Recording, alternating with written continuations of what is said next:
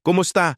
At welcome ulit sa ating munting channel kung saan meron na naman tayong bagong tatalakayin, ang mga e-bike o e-trike na tinaguriang bagong hari ng kalsada. Ito ay dahil sa kanilang pagiging popular na alternatibong transportasyon sa maraming urbanong lugar. Mas murang gamitin kumpara sa mga tradisyonal na sasakyan, kundi madalas din mas mabilis makatawid sa trapiko,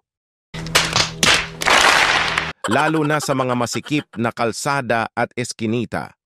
Bukod dito, maraming Pilipino ang gumagamit nito bilang pangkabuhayan tulad ng pagiging pampasaherong tricycle driver na nagbibigay ng dagdag na kita sa kanilang pamilya. Ngunit hindi lamang yan ang mga dahilan kung bakit tinawag silang hari ng kalsada. Ito ay dahil na rin sangkot ang mga e-bike sa maraming aksidente sa lansangan.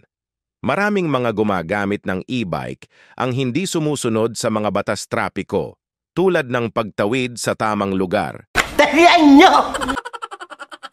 pagbibigay ng tamang senyas, at pagmamaneho sa tamang bilis.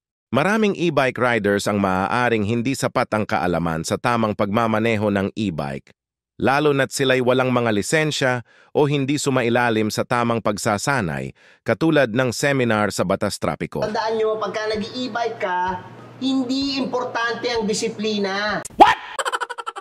Ika nga ng mga netizens, sadyang kamote rider ba talaga ang mga e-bike drivers?